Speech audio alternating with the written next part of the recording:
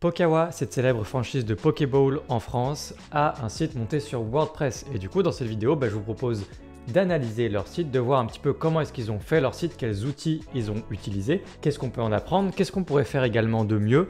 On parlera un peu des fonctionnalités liées à un restaurant, aussi bien que de la construction du site ou des petites astuces de design. On va voir pas mal de choses dans cette vidéo. Ça s'inscrit dans une série de vidéos que j'ai décidé de démarrer sur des analyses, des audits de sites WordPress. Peut-être qu'il n'y aura pas que des sites WordPress, mais en tout cas pour l'instant on va rester sur les sites WordPress. Le premier site était une analyse du site d'Idriss Aberkan, ce conférencier assez célèbre sur internet qui a un espace membre, un site de vente de formation en ligne sur WordPress, et donc on a analysé ça dans la première vidéo. Donc la deuxième vidéo, on fait un restaurant. Vous allez voir qu'il y a plein de choses à apprendre, y compris pour ceux qui n'ont pas un restaurant. Et dans les prochaines vidéos, on fera sans doute du e-commerce et plein d'autres sujets. Donc pensez à vous abonner à cette chaîne, c'est super important. Vous êtes sur la meilleure chaîne WordPress ici. Il y a plein de vidéos qui vous attendent, mais pour ne pas les manquer, il faut s'abonner. On va passer du coup derrière mon écran. Dernière chose à savoir également avant de démarrer cette vidéo, j'ai lancé un atelier complet de plus de 9 heures pour les restaurants. Vous trouverez le lien dans la description de la vidéo.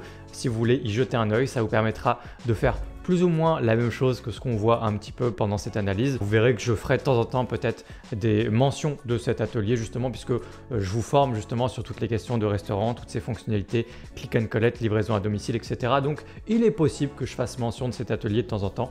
Si jamais ça vous intéresse, si vous voulez vous former pour la création d'un restaurant sur WordPress, eh bien le lien se trouve dans la description de la vidéo. On est parti avec Pokawa. Donc d'emblée, on arrive sur le site et on constate tout de suite que le site est plutôt joli. Et évidemment, moi le but c'était pas toujours de prendre des sites qui n'étaient pas forcément très bien faits. Voilà, non pas que le premier site qu'on avait analysé n'était pas très bien fait, il y a bien pire que ça, mais il y avait aussi moyen de faire mieux. Et là, Pokawa, on est sur un site qui est relativement irréprochable en termes de web design. Disons que c'est pas que je peux pas faire mieux, mais moi-même j'aurais été très content de faire ça. Le site est très joli, ça se voit tout de suite. Il est aussi très moderne, on voit qu'il est vraiment dans l'air du temps au niveau des courbes, des aplats de couleurs, de quelque chose d'assez minimaliste, assez flat. On parle de flat design aussi. Donc voilà, on a quelque chose qui est bien fait, avec une belle hiérarchie, avec les boutons bien mis en avant, les actions importantes bien mises en avant, etc. Donc évidemment, on a plein de sujets sur lesquels on va rebondir pendant cette analyse, plein de choses. On va commencer assez rapidement par la première chose qu'on voit quand on arrive sur le site, à savoir que il y a, puisqu'on voit ma souris qui clignote ici, en fait il y a plusieurs points de vente. Pokawa, c'est une grosse franchise, ils ont plein de restaurants et donc du coup on peut se poser la question de comment est-ce qu'on peut réaliser ça sur WordPress, et même plus généralement par quelle suite d'outils on va passer pour toutes les fonctionnalités liées à un restaurant. Fonctionnalité, ça veut dire tout ce qui peut être livraison à domicile par exemple, click and collect, également tout ce qui est retrait sur place sans contact, où on commande au niveau des tables, on flash un QR code, on peut commander, etc. Toutes ces fonctionnalités liées à un restaurant. Vous allez avoir plusieurs suites sur WordPress de disponibles, je ne les connais pas toutes. Je vais, avant de rebondir rapidement là-dessus, vous donner justement les outils que vous pourriez utiliser pour monter un restaurant sur WordPress. Je vais terminer par celui que moi j'utiliserai. L'un des plus connus, c'est WP Café. WP Café est un peu plus avancé en termes d'années de développement, c'est-à-dire que moi, ce que je vais vous recommander existe depuis moins d'1 an, mais c'est mieux de mon point de vue. Mais WP Café, ils existent depuis pas mal d'années, donc ils ont pas mal de fonctionnalités du coup. Je suis pas fan du tout de leur interface utilisateur, je suis pas fan du tout de la manière dont ils présentent les choses. Il y a plein de choses qui me dérangent et qui ne me plaisent pas dans WP Café en termes de design aussi, pour le rendu final de votre site WordPress. Bref, je suis pas fan de WP Café. Maintenant, ils ont une grande qualité, c'est qu'ils proposent justement une fonctionnalité native dans WP Café, du multi-location, c'est-à-dire du fait d'avoir un site avec plusieurs restaurants. Il y a une espèce de filtre ou de pop-up, ça pouvait se présenter de plusieurs façons il me semble, dans lequel on pouvait automatiquement et être forcé de le faire, devoir choisir en fait un restaurant ou l'emplacement du restaurant sur lequel on veut se poser avant de pouvoir regarder ensuite le menu, etc. et pouvoir commander en ligne. Ça, ils le font dans WP Café. J'étais pas du tout fan de la manière dont c'était fait et présenté, mais ils le font. Et donc si jamais vous voulez absolument faire votre site de restaurant un peu comme Pokawa, alors ils font pas ça comme ça, mais du coup si vous voulez faire votre site de restaurant que sur un seul site et non pas organiser votre site avec des sous-domaines, etc., ce que je vais vous proposer de faire juste après, dans ce cas ça peut passer par WP Café, et dans ce cas vous pourriez avoir un seul et unique site, un seul et unique nom de domaine et bosser du coup juste là-dessus avec du multi-location. Il y a également Gloria Food que j'avais testé il y a longtemps. Il y avait des petits trucs que j'aimais bien, mais globalement c'était un petit peu pénible à l'utilisation, c'était un petit peu vieillot, etc. D'ailleurs ça se sent même sur le site, mais ils ont une extension que je pense est gratuite et propose quand même beaucoup de fonctionnalités pour quelque chose de gratuit. Je crois qu'il faut entièrement tout traduire en français, malheureusement, si vous utilisez Gloria. Donc ça passera par une extension comme Loco Translate sans doute. Et voilà, bon, du coup, je me suis pas attardé sur cette extension. J'en suis pas non plus un grand fan. Je l'avais testé il y a longtemps et je suis pas revenu dessus. Moi, ce que je vais vous proposer d'utiliser, c'est Orderable. Donc évidemment, du coup, moi, tout ce que je fais sur cette chaîne, j'ai une vidéo notamment sur Orderable que j'ai faite récemment. Que vous pouvez aller voir, je vous mettrai un lien si vous voulez voir un peu comment ça marche. Ça fonctionne sur WooCommerce et j'ai tout mon atelier complet de 9-10 heures qui est basé sur Orderable en version gratuite puis pro. C'est là où je trouve que vous avez les meilleurs outils pour faire un site pour un restaurant. C'est ce que moi je privilégierais, c'est ce que je préférerais utiliser. Et je trouve que c'est ce qu'il y a de plus sexy à utiliser. Belle interface utilisateur, les fonctionnalités sont bien amenées, c'est canon, j'aime vraiment beaucoup.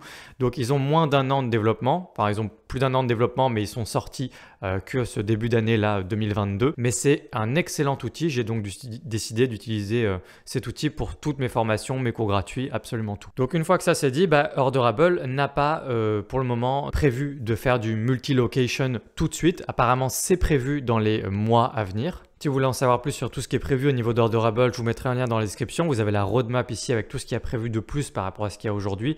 Et il y a notamment un groupe Facebook qui est plutôt actif. Et j'avais vu notamment le DG, ou enfin en tout cas la personne la plus importante de cette boîte Orderable, qui prévoyait effectivement de faire du multi-location nativement à l'intérieur. Donc ça c'est pour les restaurants qui ont vraiment plein d'emplacements, pour les plus gros restaurants. Ça concerne probablement une petite minorité d'entre vous, mais c'est toujours bon à savoir. Donc maintenant, comment on fait si on a plusieurs emplacements malgré tout, si on veut quand même bosser avec Orderable, ce que moi je vous invite quand même à faire, eh bien on peut bosser avec des sous-domaines. Les sous-domaines, c'est quoi? C'est quand vous avez votre nom de domaine et vous mettez un petit quelque chose avant, par exemple nantes.pokawa.com, rennes.pokawa.com, Paris, etc. Le fait d'avoir un nom, point, et puis là, votre nom de domaine, c'est un sous-domaine, ce qu'on appelle un sous-domaine. Vous pouvez en créer gratuitement au niveau de votre hébergeur. Je vous montre comment, notamment sur l'hébergeur que je vous recommande tout le temps, Hostinger.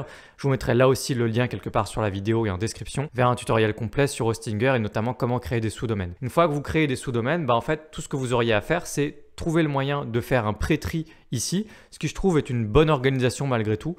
Évidemment, vous ne pouvez pas forcément faire ça at scale, c'est-à-dire si vous commencez à avoir vraiment 100 restaurants, vous allez probablement plus bosser de manière centralisée avec un site qui permet le click and collect, etc. Je pense que vous allez peut-être bosser autrement, encore que ce serait possible, mais du coup c'est une sacrée organisation. Après, vous avez sans doute les webmasters pour faire ça. Mais du coup, vous créez un sous-domaine pour chaque emplacement de restaurant, et sur chacun de ces sous-domaines, c'est un site WordPress séparément. Qui dit site WordPress séparé dit absolument tout séparé. C'est cette installation WordPress là, c'est cette installation d'Orderable là, et donc vous pouvez simplement présenter les choses. Soit on arrive sur ce site et ça a l'air d'être un site normal avec page d'accueil, etc. Soit vous faites un site sur lequel on arrive directement juste sur un menu. Vous avez le site normal avec le nom de domaine principal. On fait un pré-tri de diverses façons sur le site. On clique, on arrive sur le sous-domaine qui concerne l'emplacement en question. Et sur ce sous-domaine, on arrive directement sur un menu comme si on était un peu dans une espèce d'app, un truc un peu interactif, mais plus spécialement un site proprement parlé. Donc voilà, ça peut être relativement transparent tout ça avec un système de sous-domaine. C'est d'ailleurs un petit peu ce qu'ils font pour vous valider un peu le lit du sous-domaine. Plein de business font ça pour plein de raisons différentes. Mais là, regardez, ici, j'ai un sous-domaine. Si je clique sur restaurant, on y reviendra après. On est sur restaurant.pokawa.com. C'est encore une autre organisation ce qu'ils ont fait. Mais moi, je vous conseille éventuellement ce que je viens de vous dire. Ça me paraît très clair et très simple. Juste sous-domaine, un sous-domaine par emplacement. Tant que vous êtes une chaîne mais que vous n'êtes pas en franchise et que vous n'avez pas 50 ou 1000 restaurants, je trouve que c'est une très bonne organisation. Ensuite, pour ce qui est du pré-tri, ça peut être soit via un formulaire. J'avais noté plusieurs choses. Il peut y avoir un peu tout ce qui est carte avec des emplacements cliquables. On peut imaginer une carte et vous avez différents emplacements. Il pourrait y avoir des plugins pour faire ça dans WordPress assez facilement. Vous avez notamment toute la suite de plugins CrocoBlocks. Je ne vais pas pouvoir m'étendre beaucoup là-dessus. Je n'ai pas de tutoriel aujourd'hui dessus, mais ça vous permettrait de faire ce genre de choses. Une carte avec les différents emplacements des restaurants. Ça, c'est sur le nom de domaine principal. Et quand on clique sur le bon emplacement, ça emmène encore une fois donc sur le bon sous-domaine sur lequel il y a WooCommerce Orderable. Et on peut commander du coup pour le click and collect pour cet emplacement. Sinon, tant qu'il n'y a pas beaucoup d'emplacements, ça peut être peut-être un simple système d'onglets, un peu comme ici finalement, ou ça peut être un petit formulaire qui donne automatiquement ensuite un résultat à la fin pour dire vous allez sur ce site-là puisque vous voulez tel emplacement, etc. Voilà, ça c'est pour l'organisation, pour tout ce qui est multi-location. Je pense que c'est une bonne façon de faire ce que je viens de vous présenter. Du reste, on a d'autres choses qu'on peut noter quand on arrive ici. On a le fait que ce soit en plusieurs langues. Ici, on voit que c'est FR, puis il y a le petit switch switcher de langue en bas. Globalement, ça, je vous envoie à ma vidéo sur un plugin multilingue qui s'appelle Translate Press, qui je trouve est très agréable d'utilisation, qui conviendra parfaitement. J'ai pas grand chose à dire de plus là-dessus. Par contre, ça me permet d'enchaîner sur des choses que j'ai remarquées en faisant une analyse de ce site-là, notamment au niveau des plugins utilisés, etc. Ce que je constate, c'est que quand je fais un clic droit et que je fais inspecter, on va ensuite dans les sources WP Content et que je regarde les plugins qui sont installés. J'ai ici Translate Press d'installer. Ok, très bien. A priori, ils utilisent Translate Press. Je pense en tout cas, j'en suis pas certain, mais a priori, c'est l'indice que j'ai là. Et quand j'utilise mon extension Hoverify ici et que je regarde avec quoi ça a été construit, je vais découvrir au niveau de la tech, une fois que ça a fini de charger, je vais découvrir la trace d'un autre plugin. On descend et là, j'ai ici WPML. Donc c'est un petit peu bizarre d'avoir les traces de WPML d'un côté et Translate Press de l'autre. De même, ici vous trouverez une trace de Yoast plugin. Juste ici, plugin de SEO pour bien faire votre SEO sur votre site. Donc là j'ai Yoast ici et si je regarde au niveau ici du code source, afficher le code source de la page, directement au niveau des balises head, j'ai quoi ici? J'ai All-in-One SEO qui est clairement le plugin qui est en train de servir ici. Il n'y a pas de trace de Yoast, enfin je pense pas, je peux faire un test. Comme ça, il n'y a aucune trace de Yoast, donc ils utilisent All-in-One SEO. Où est-ce que je veux en venir? Je veux en venir que malgré le fait que ce soit un business important, un assez gros business quand même, on parle de Pokawa, ils font exactement les mêmes erreurs, je pense, que les gens qui débutent sur WordPress.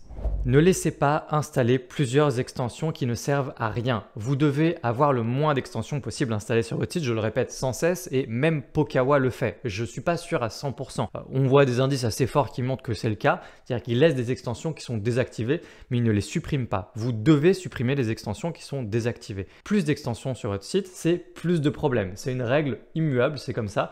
Donc quand ça ne vous sert pas, vous l'enlevez, vous supprimez tout. Vous voulez le moins d'extensions possible sur votre site. Il faut que ce soit gamifié, il faut que ce soit un jeu pour vous. Plus vous pouvez supprimer d'extensions, mieux vous vous portez. Même si c'est votre taf, que vous faites ça à temps plein et que vous avez le temps de gérer tous ces trucs-là, que vous y connaissez, etc. Ça ne sert à rien de laisser des trucs.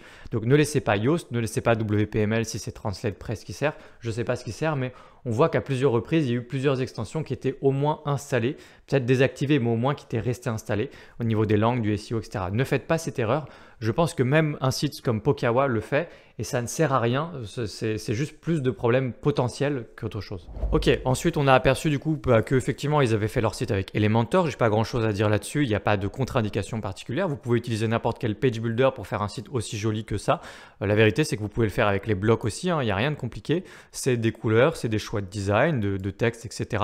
Il n'y a pas d'opposition à faire entre les blocs et les page builders en général ou entre Gutenberg et Elementor ou Divi. Vous pouvez faire un site aussi joli très facilement avec les blocs. Là, il y a une très jolie image, il y a des bordures rondes, il y a un beau texte, il y a une belle hiérarchie visuelle, il y a un petit emoji rigolo, il y a un bouton qui fait une animation. Voilà, tout ça, vous pouvez le faire avec des blocs. Donc, vous pouvez le faire avec Elementor si vous voulez, il n'y a pas de problème. Moi, évidemment, vous me connaissez, je privilégie les blocs parce que le site est plus simple et plus rapide si on utilise les blocs. Ici, il y a quelque chose d'assez sympa qui est facile à reproduire. C'est des onglets tout simplement. Donc, même un bloc d'onglets dans Kadence Blocks permettrait de reproduire ça. Vous faites un petit design sous forme de pilule un petit peu au niveau des onglets. Et finalement, on se retrouve avec quelque chose comme ça qui est très joli et qui est facile à faire. Je vais remonter, j'ai petits commentaires, on reste longtemps au début sur la page d'accueil, mais j'ai une majorité de mes commentaires à faire ici. Puis après, on parcourra très rapidement le site. Il n'y a pas grand chose à dire de plus. Ici, le H1.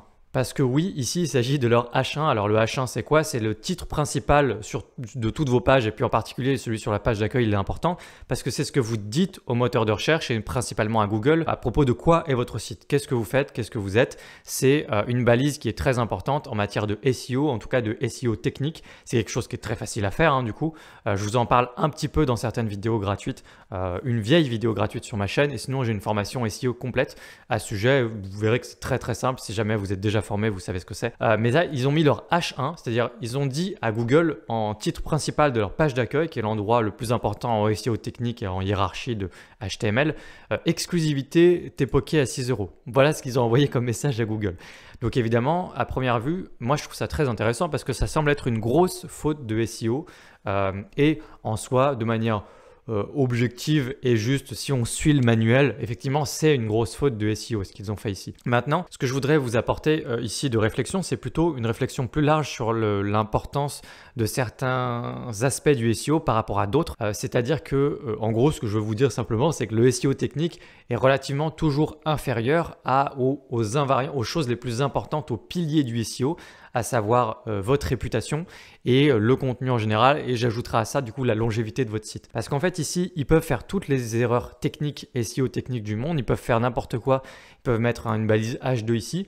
Le fait est que comme c'est Pokawa, comme le site a une réputation solide, j'imagine qu'ils ont plein de liens dans tous les sens, comme le site a une certaine longévité, comme c'est une stratégie de marque, en plus Pokawa, c'est pokawa.com, et puis Pokawa c'est quasiment le leader du coup dans leur secteur, ils peuvent se permettre ce genre d'erreurs qui n'en sont plus vraiment finalement puisque ça dépend entièrement du contexte, à savoir mettre n'importe quoi en H1 et donc là ils voulaient juste mettre en avant une promotion ou quelque chose. Ça peut dépendre aussi de la manière dont vous allez acquérir du trafic. Si jamais la majorité du trafic de site n'est absolument pas du SEO en fait mais vient des réseaux sociaux, de la publicité ou d'autres choses, finalement faire cette petite erreur de SEO sur votre page d'accueil n'en est pas une parce que la majorité de votre trafic, tout ce que vous voulez c'est mieux convertir et peut-être faire passer ce message là, cette promotion, message qui aurait pu être passé autrement, on aurait pu faire une bannière, écrire ça autrement, ailleurs, etc. Mais du coup, en fait, il faut vraiment faire attention à juste pas simplement suivre le manuel, mais réfléchir au contexte général de votre projet. Qu'est-ce que vous essayez de faire? Parce que je pense que dans leur cas, finalement, c'est une erreur qui n'en est pas une et c'est une démonstration simplement que vous devez d'abord réfléchir à votre stratégie long terme, au contexte qui est le vôtre et au fait que de toute façon, la longévité et la réputation de votre site, de votre nom de domaine, plus son contenu en général, le fait qu'il y ait assez de contenu, etc., est supérieur à avoir un SEO technique parfait ou ce que j'appelle du débouchage de tuyaux. Et ça, j'en parle longuement dans le début de ma formation justement sur du SEO. Ok, on descend et on a également plein de petits éléments comme ça. Je voulais faire une petite remarque par rapport à ce genre d'éléments. Vous voyez que c'est un joli PNG avec de la transparence, etc. Il n'y a pas de fond blanc, tout ça. Ce genre d'image, c'est très très professionnel. Vous voyez que c'est très joli, mais en fait, c'est très facile à faire. Tout ce que vous avez à faire, c'est avoir votre image. Donc faites une image toute simple, soit Photoshop, soit Canva, soit ce que vous utilisez d'habitude, peu importe. Et ensuite, à l'intérieur d'un logiciel comme Canva, vous pouvez très facilement avoir des mock-ups qui sont déjà tout faits de téléphone comme ça. Vous glissez votre image à l'intérieur du téléphone et paf, ça vous fait automatiquement un mock-up extrêmement professionnel.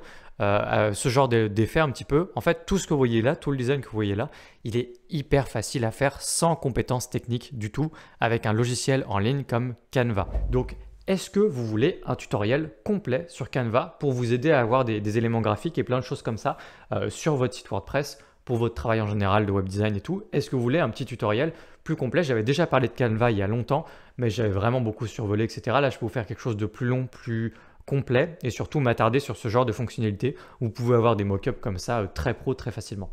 Voilà, donc une fois que ça c'est dit, bon bah tout ça c'est des petits boutons, des images, etc. Il y a plein de blocs pour avoir des opt-in de newsletter facilement comme ça. Même dans Kadence Blocks, on peut le faire tout ça.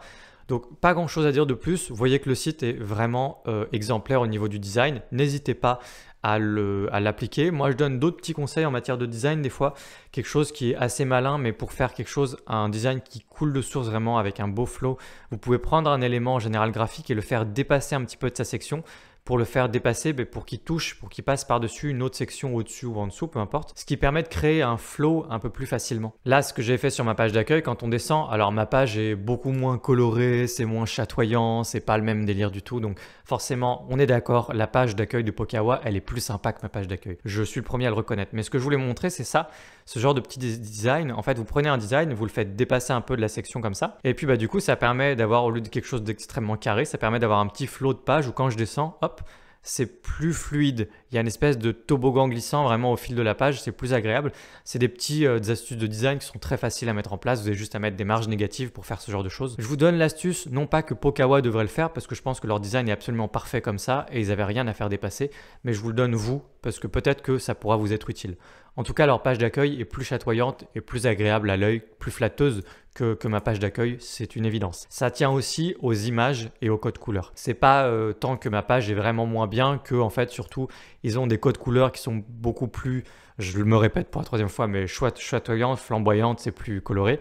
Et leurs images quoi. C'est la charte graphique de Pokawa en général.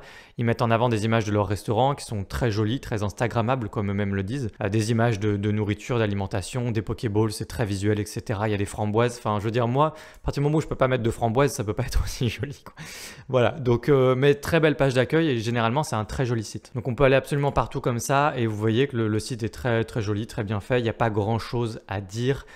Ils ont un formulaire ici d'opt-in pour tout ce qui est franchise. Si vous voulez devenir franchisé, c'est extrêmement facile de faire ça avec un plugin de formulaire, un Fluentform ou un autre. et pour ensuite candidater. Donc si vous bossez avec un client qui fait de la franchise, vous pouvez mettre ça en place très facilement. Voilà, il y a la partie actu, sans doute une partie blog, etc.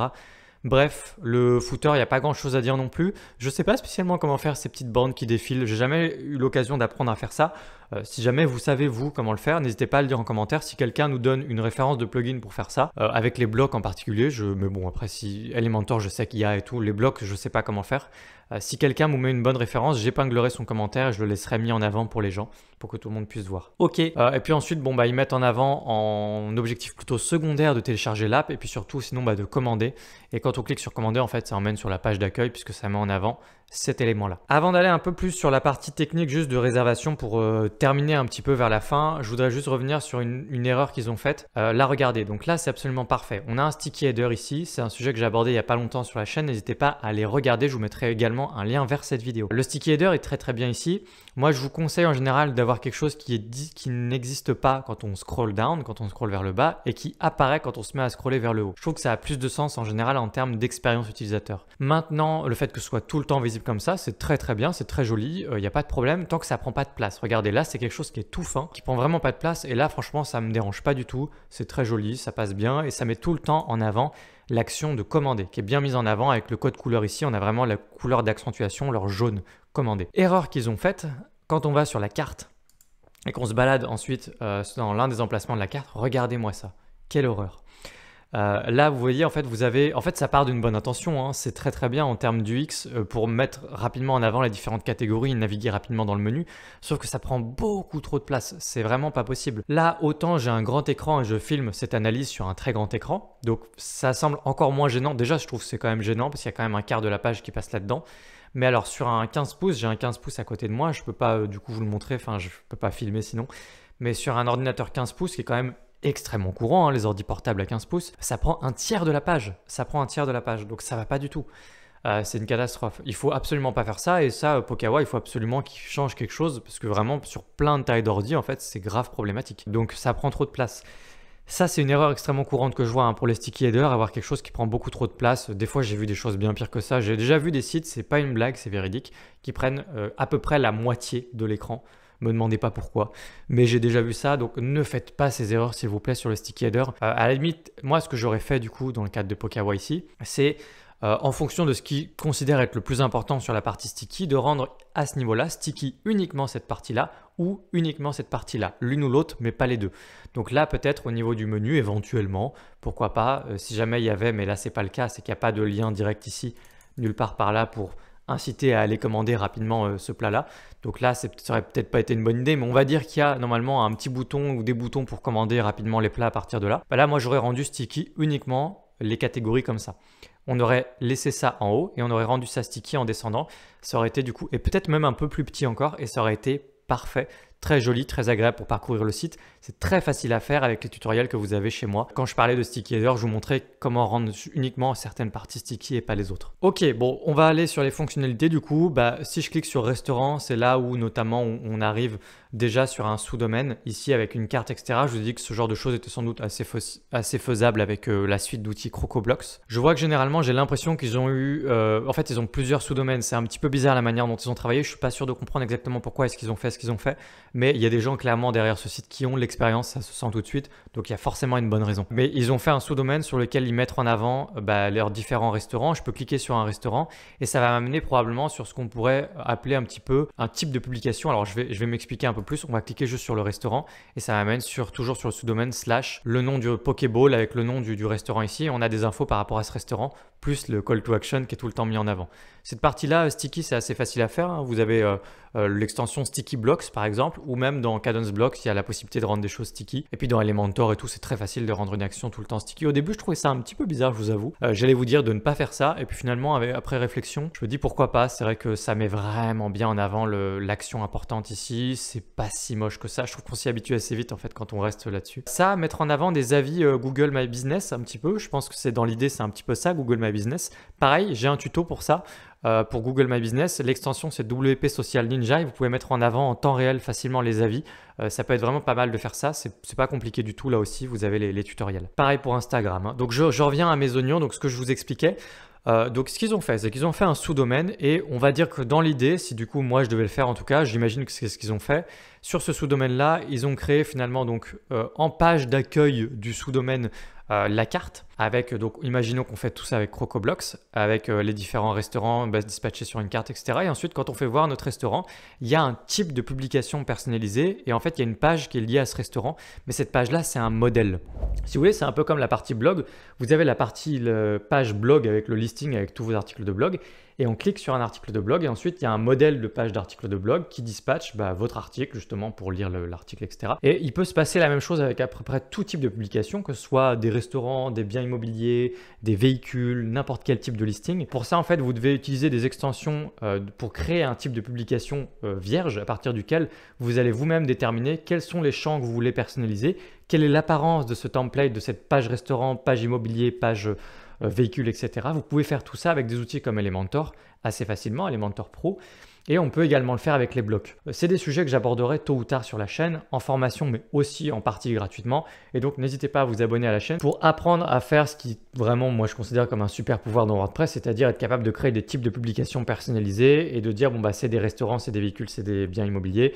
Et puis ensuite, on crée un modèle, à quoi ça va ressembler, etc. pour pouvoir très rapidement et très facilement ensuite dans votre site WordPress, bien rentrer les informations, c'est tel emplacement, tel horaire, telle information, etc. Et puis le template est automatiquement rempli avec toutes ces informations, exactement comme il se passe avec un produit et une page produit sur WooCommerce ou un article de blog et la partie blog de WordPress. Exactement la même chose, vous pouvez créer vous-même ça sur mesure, c'est pas compliqué, il n'y a pas besoin de coder avec tout ce qui est IMO ou restaurant dans mes exemples. Donc je pense qu'ils ont fait ça, hein, un CPT, ensuite Custom Field avec ACF par exemple, et puis ils ont créé tout ça. Moi je pense qu'ils ont probablement travaillé comme ça. Est-ce que c'est une bonne idée ou pas? Je ne sais pas exactement pourquoi ils se sont embêtés à faire ça sur un autre site. Il y a sûrement peut-être des raisons soit de SEO, des raisons marketing ou des raisons peut-être de charge cognitive sur un site. Peut-être que ça faisait trop pour un seul site. Je ne sais pas trop pourquoi ils ont fait ça comme ça. Parce que du coup, je trouve que ça amène peut-être un poil de confusion. Mais vous voyez qu'en même temps, on peut vraiment créer un sous-domaine et avoir quelque chose de complètement transparent par rapport au domaine principal. Je suis sur le sous-domaine et pourtant, regardez, j'ai l'entête, normal. J'ai tout comme si j'étais sur le même site. Et ça, c'est pour vraiment vous inciter à comprendre que les sous-domaines, c'est pas forcément quelque chose qui va perdre non plus le visiteur. Ça peut être vraiment bien intégré au reste. En fait, sur le sous-domaine, ils ont mis exactement la même en-tête. Ça donne l'impression qu'on est sur le même site. Mais là, je passe sur franchise et je suis pas sur le même site. À partir du moment où c'est un autre domaine comme ça, c'est juste pas le même site. Un sous-domaine, c'est pas le même site, c'est un autre site. Donc, c'est juste parfaitement intégré et l'air de rien, voilà, ça perd pas trop le visiteur, ça reste quand même très bien fait. Là, c'est un bon exemple de comment intégrer un sous-domaine. Enfin, on va commander, hein, du coup, on va retourner sur la page d'accueil, on va rentrer une adresse. Hop, alors du coup, là, c'est bizarre parce que quand je clique ici, la page d'accueil ici, par rapport vous voyez que c'est là qu'on voit qu'on est sur le sous-domaine et là, ils ont bien mis les liens vers, donc il faut que je repasse vers un lien n'importe où qui m'emmène sur le site normal et là je peux passer sur la page d'accueil. Là il y a un petit couac au niveau de l'UX qui est un petit peu bizarre, voilà, petit détail. Hein. Donc ici on va chercher un point de vente, on va dire voilà Nantes, ok, fermé, je vais quand même commander, je vais aller sur celui-là, non c'est fermé. Ok, je suis allé sur à emporter, là c'est possible. Là, je vais aller sur La Rochelle. On va cliquer sur commander. Et donc là, ça nous amène sur encore un autre sous-domaine, mais un sous-domaine sur lequel, donc order.pokawa.com, un sous-domaine sur lequel ils ont utilisé un logiciel qui s'appelle Bill Order, je sais pas comment le prononcer, qui est un logiciel qui est fait pour restauration, etc. En fait, ça fait exactement la même chose qu'Orderable, sauf que là, il s'agit d'un SaaS. C'est vraiment une startup qui est indépendante de WordPress. Et ils ont intégré ça de manière à peu près fluide pour faire comme si c'était sur le même site, même si bon... évidemment, on voit bien que ce n'est pas tout à fait sur le même site. Alors, globalement, je vous invite fortement, si vous regardez ma vidéo et que vous apprenez WordPress et tout ça, à utiliser un logiciel comme Orderable pour plein de raisons. Déjà parce que ça s'intègre beaucoup mieux à votre site WordPress. On peut vraiment rester sur le même site. Ça fonctionnera très très bien avec Orderable. Là, on voit souvent avec des SaaS de restauration, des choses comme ça, qu'en fait, on bascule sur autre chose, qu'on bascule ailleurs, qu'on est sur un autre site et c'est tout simplement moins agréable. Qui plus est, Orderable présente beaucoup mieux les choses. Je suis désolé de comparer un super SaaS ou une super startup à un plugin WordPress, mais il faut dire ce qui est. Là, juste, je me balade un petit peu là-dedans et non, c'est pas possible. Là, globalement, c'est pas très joli. Bon, ils ont mis le petit emoji et tout, mais c'est pas très bien, c'est pas très joli. Globalement, regardez comment c'est présenté. Si vous avez suivi mon tutoriel gratuit sur Orderable et surtout si vous avez l'atelier WordPress complet que j'ai, vous savez à quel point on peut faire les choses de manière beaucoup plus élégante que ça. Sauf que c'est un plugin WordPress. Autrement dit, ça coûte beaucoup moins cher. Je crois que c'est 150 €, quelque chose comme ça. Quand vous avez une solution comme ça sur mesure, type Bill Order, c'est automatiquement beaucoup plus cher. Vous avez souvent des pourcentages sur vos ventes. Si ce n'est pas un pourcentage, c'est un paiement récurrent tous les mois qui est probablement assez élevé. Et là, ce que je vois sur Bill Order, c'est qu'il n'y a pas le tarif qui est affiché directement ici. En général, ça, c'est une stratégie marketing qui consiste à vendre quelque chose qui coûte assez cher. Et donc, la première étape, c'est plutôt de les contacter, d'avoir un appel avec eux pour faire connaissance et te mettre en confiance parce qu'ils vont te vendre une solution assez chère. Alors, je ne dis pas que c'est machiavélique, hein, c'est très bien, il n'y a pas de problème avec cette façon de faire. C'est juste pour vous signaler que c'est probablement relativement cher, surtout pour un restaurant. Orderable, c'est 150 balles par an. Pour les mêmes fonctionnalités, j'imagine qu'il n'y a pas exactement les mêmes fonctionnalités, mais en tout cas, déjà, c'est beaucoup mieux présenté sur Orderable Pro, selon moi, que ça. Je suis allé sur l'un de mes sites de test rapidement. Regardez comment ça peut être présenté dans Orderable. Vous auriez les pilules en haut tout simplement avec écrit burger, pizza, salade, dessert, etc. Et toutes les pilules seraient ici. Vous pourriez directement passer comme ça en fait des différentes catégories à une autre. Là, j'ai pas assez d'exemples, ce serait plus canon avec plein d'exemples, avec toutes les petites pilules là. C'est très très joliment présenté. Ensuite, je peux cliquer sur un truc et j'ai ensuite toutes les infos là. Alors, je sais pas pourquoi c'est blanc, j'ai allumé mon site de test rapidement là, mais regardez, c'est beaucoup mieux présenté. Là, c'est beaucoup mieux. Là, je pense qu'il faut imaginer qu'il y a quelque chose d'écrit, hein. J'ai vraiment pris le truc à l'arrache avec les allergènes, etc. J'aurais dû mieux vous présenter tout ça, mais voilà, enfin, c'est beaucoup mieux présenté que ça. C'est-à-dire que là, ensuite, je clique sur un produit. Regardez, ça ouvre une espèce de petite fenêtre comme ça au milieu. Il n'y a pas photo, quoi. Je veux dire, c'est quand même beaucoup mieux, beaucoup plus classe quand ça fait quelque chose comme ça. Et il y a d'autres façons de présenter dans Orderable. Je vous montre tout ça, du coup, dans l'atelier normalement. Mais vous pouvez regarder vous-même. Vous prenez Orderable Pro, puis vous regardez vous-même si vous faites en dehors de l'atelier. Mais c'est vraiment beaucoup mieux que ça. Et pourtant, c'est beaucoup moins cher. C'est directement dans WordPress. Du coup, il y a toutes les raisons du monde de le faire. Donc bon, je vais au bout du coup de la commande, on teste, hein, puis on prend des produits, on ajoute au panier. Voilà, bon, tout ça on peut le faire avec Orderable, les suppléments, etc. sans problème.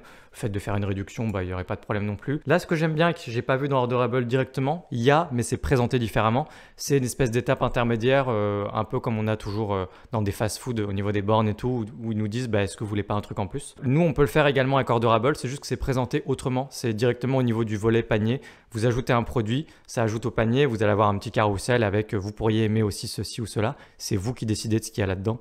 Et voilà, ça se présente différemment, mais ça j'aime bien du coup. Le petit extra item ici, je peux dire non merci. Et après, identifier votre commande, la retrait prévue à telle heure, etc., etc. Tout ça, on peut le faire dans Orderable. On peut même faire beaucoup mieux dans Orderable. Globalement, c'est beaucoup plus joli, beaucoup mieux présenté de mon point de vue dans Orderable. Et il y a plein d'autres systèmes qu'il n'y a pas ici. Il y a par exemple un système de pourboire. Là, ils font que du click and collect, donc il n'y a pas de paiement pris en ligne. Mais on peut faire du click and collect avec un paiement qui est pris en ligne pour gagner du temps. Vous pouvez aussi proposer ça aux gens très facilement. Et dans ce cas, il y a un système d'Orderable de pourboire. Et ça, c'est quand même assez cool. Voilà, globalement, ça marchait pas très bien. À un moment, je changeais l'heure, j'essayais de mettre une heure différente. Je faisais mettre à jour, et ça se met pas à jour ici. Donc voilà, bon après on va nous dire que c'est WordPress qui est tout cassé et tout. Combien de fois vous entendez sur internet les gens dire ah WordPress ceci, WordPress cela, alors qu'en fait il faut juste maîtriser vos outils, il ne faut pas installer 50 extensions et il faut ouvrir les yeux aussi sur le fait que moi je vois en permanence des bugs sur des énormes boîtes, des startups, même Facebook, YouTube qui vous voulez, et puis des SaaS comme ça, des petits trucs, là voilà il y a un petit bug. Voilà, vous voyez qu'il n'y a pas que WordPress, hein, clairement. D'ailleurs, il n'y a pas WordPress tout court. Vous suivez mes cours sur Orderable et vous n'aurez pas ce genre de problème du tout. Voilà, mais là, globalement, c'est moins bien présenté, ça bug. Et voilà. Mais sinon, globalement, si on récapitule un petit peu tout ce qu'on a vu dans Pokawa, je critique parce que j'essaye de vous apporter des choses, donc je trouve des choses à critiquer. Il va de soi que le site est bien fait, il est joli, c'est agréable. Je suis pas trop fan de la partie réservation. Vous pouvez faire beaucoup mieux sur WordPress, croyez-moi. Suivez-moi, suivez mon travail. Faites mieux que Pokawa. Ou alors écrivez à Pokawa et dites-leur ensuite que vous pouvez faire beaucoup mieux pour eux. Dans tous les cas, maintenant qu'ils ont déjà fait ce qu'ils avaient fait, ils vont peut-être pas changer en cours de route maintenant, j'en sais rien. Mais dans tous les cas, faites mieux pour votre restaurant. J'espère que cette analyse vous aura été utile. Je pense qu'on a fait le tour, que j'ai pas grand-chose de plus à ajouter sur Pokawa, si ce n'est que c'est un site exemplaire en termes de design. C'est un très joli site. Bon, vous l'avez compris, pour aller plus loin du coup, vous avez un atelier complet ou alors vous avez une vidéo gratuite également sur Ardorable en version gratuite. Je présente un peu comment ça marche quand même sur YouTube. Vous avez des tutoriels WordPress, vous avez absolument tout. Vous pouvez essayer de vous débrouiller par vous-même avec tout mon contenu gratuit, il y en a plein. Et sinon l'atelier, je ne vais pas vous parler des autres formations qu'on a au catalogue, il y a plein d'autres choses, e-commerce, espace membre, etc. Mais si vous regardez toute cette vidéo, vous êtes sans doute plutôt intéressé par les restaurants. Quoi qu'il en soit, du reste, n'hésitez pas, si vous avez des questions, à utiliser l'espace commentaire. Et puis sinon, abonnez-vous à cette chaîne pour plus de contenu WordPress. Moi, je vous retrouve très bientôt dans une prochaine vidéo, une autre analyse de site, probablement ni un restaurant, ni un espace membre de formation, autre chose, pourquoi pas un e-commerce tout court. À bientôt, ciao.